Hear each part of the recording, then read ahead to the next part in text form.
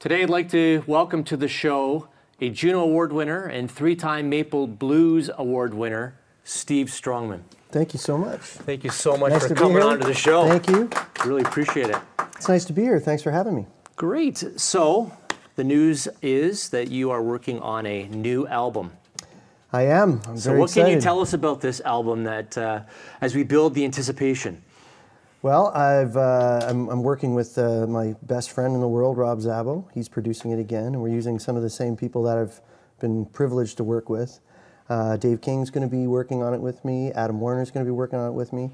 Alec Fraser is going to be on there with me, and An all-star cast. yeah, it's pretty amazing. I've been really fortunate in my previous releases, especially the last two records, to have such great people working around me. So I felt like, well, there's no real reason to change it. We've been doing great, and I love the music, and I'm still really proud of those records. So they've done very well for me, so I thought we'd do it again.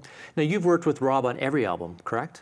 Well, Rob and I have been playing music together since I was about 17 years old. So, Okay. So we were in rock bands together before I decided that this was the route that I was going to go. And so it only made sense when I was going to do an acoustic-based record, which was a natural fact. Yeah. That I went to Rob. He had been producing a lot of people in the folk world and having great success doing that.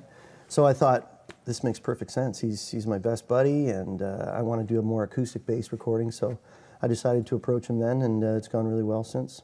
Is there anything new about this particular album, from a new sound or a new angle you've taken?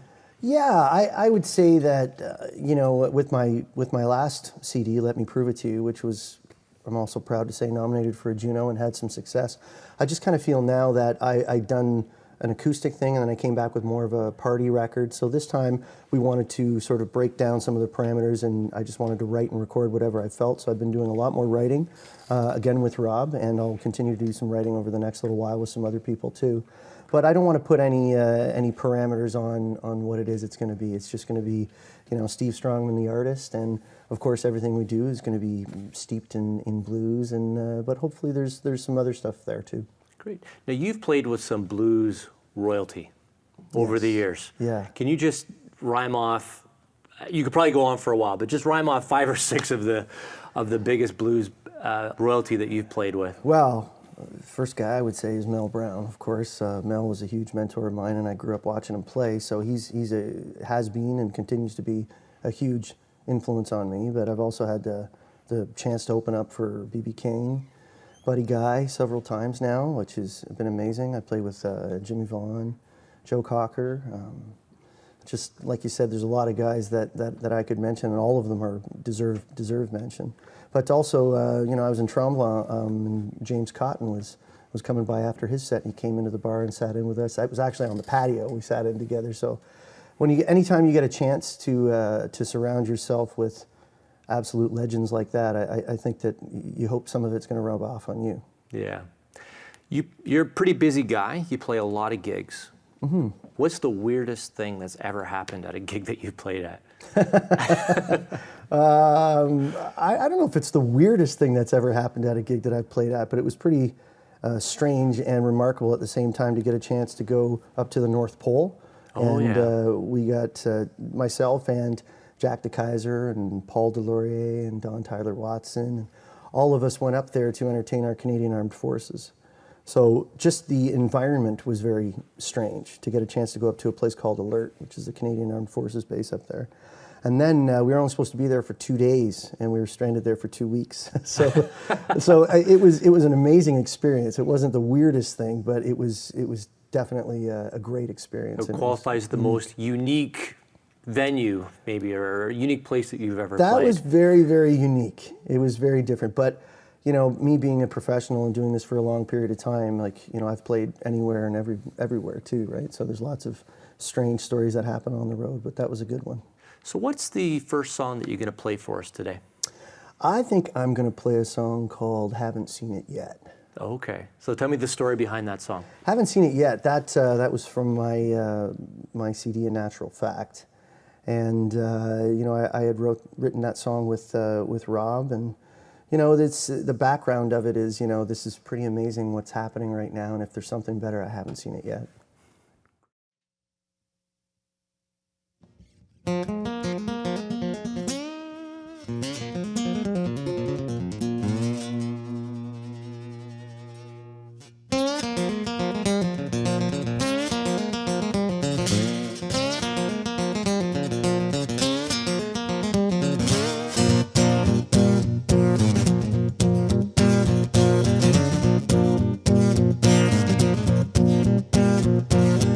listen to me, baby. I got something to say. We're in way too deep to be acting this way. I got news for you. I can give as good as I can. Well, if there's something better out there, I haven't seen it yet.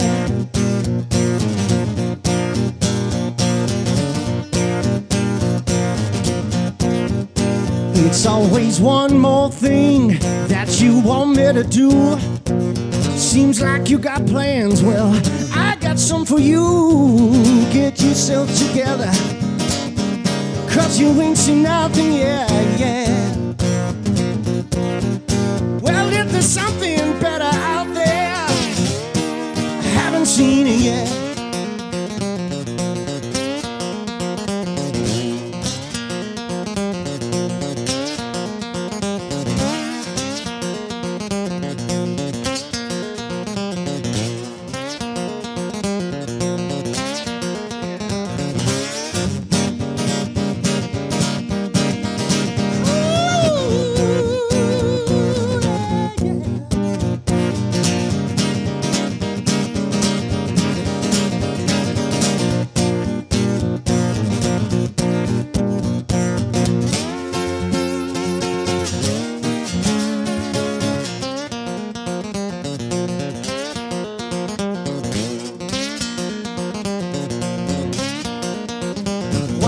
Don't you act sweet like I know you can. You know talk is cheap, so honey, here I am. I got news for you. I can give as good as I can. Well, if there's something better out there, I haven't seen it yet. Well, if there's something better out there, seen it yet. Well, if there's something better out there, haven't seen it yet.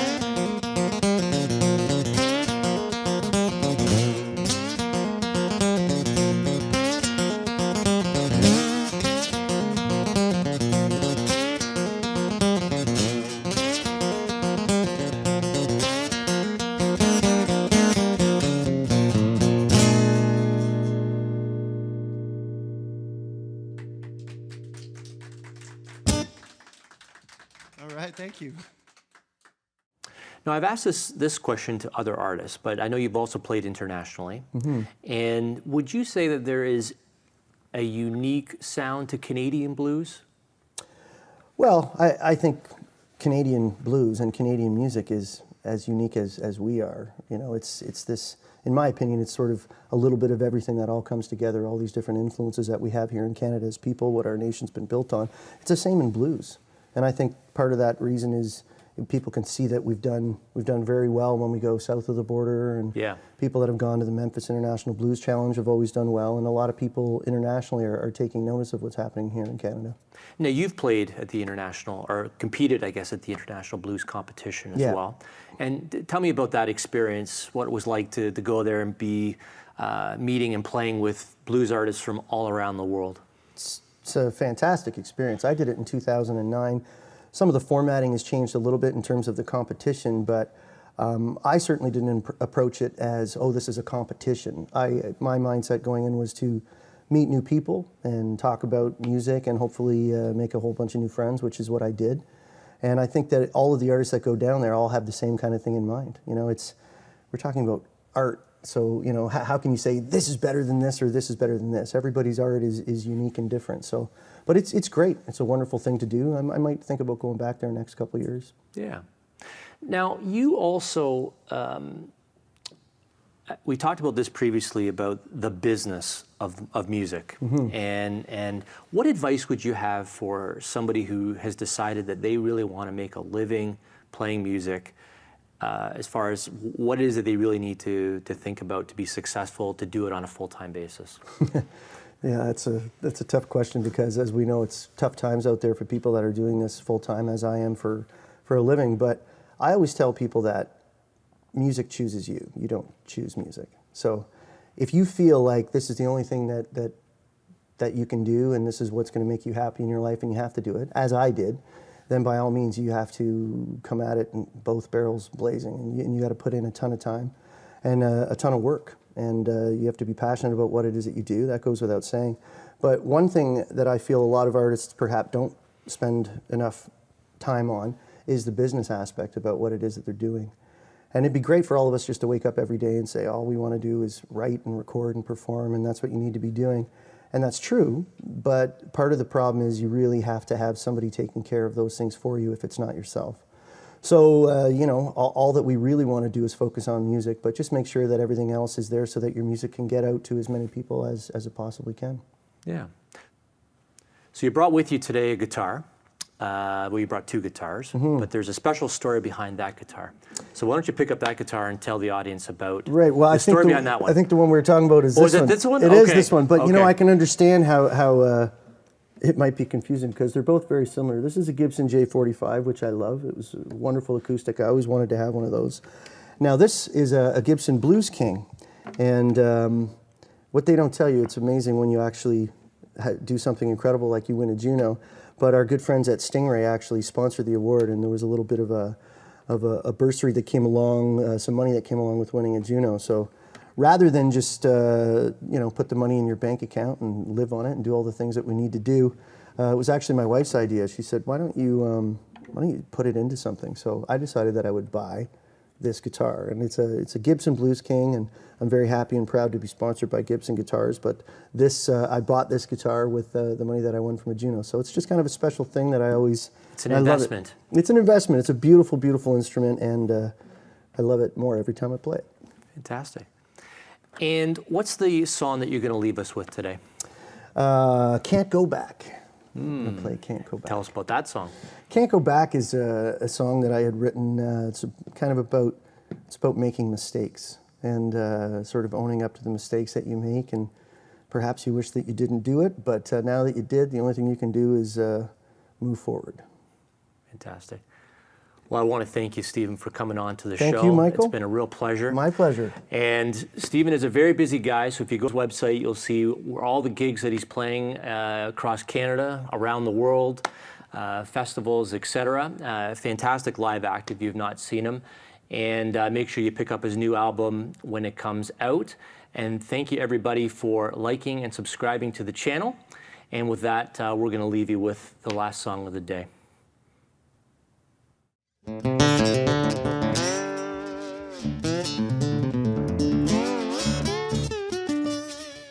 Have you ever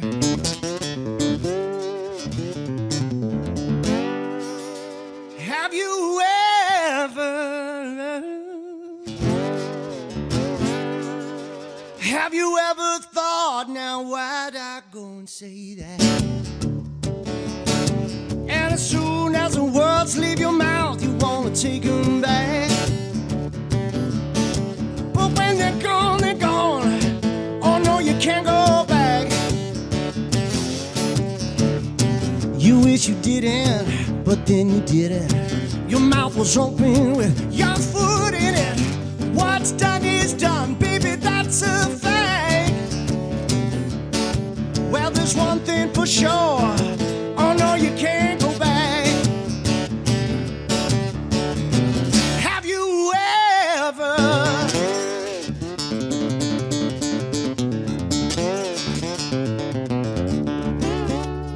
Have you ever thought, now what was I doing? And you wish you could stop the time, but it keeps on moving. Well, if you don't keep your head up, you know you just might lose it. Oh, you start to thinking, did someone notice? You wanna stop it for just a moment. There you are, on the outside looking in. Well, there's one thing for sure, you don't know where you're going, but you know where you've been.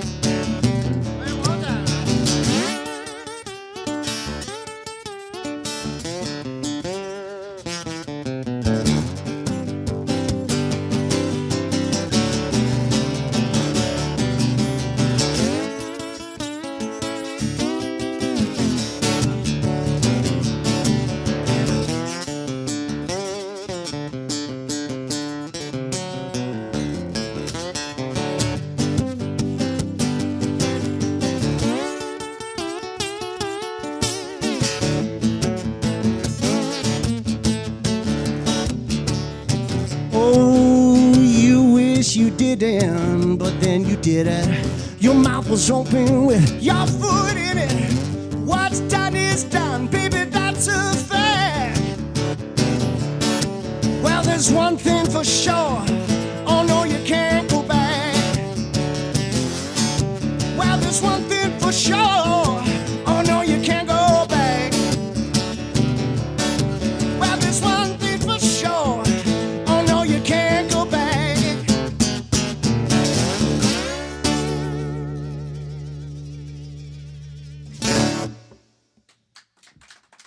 Thank you. Got a little excited in that one.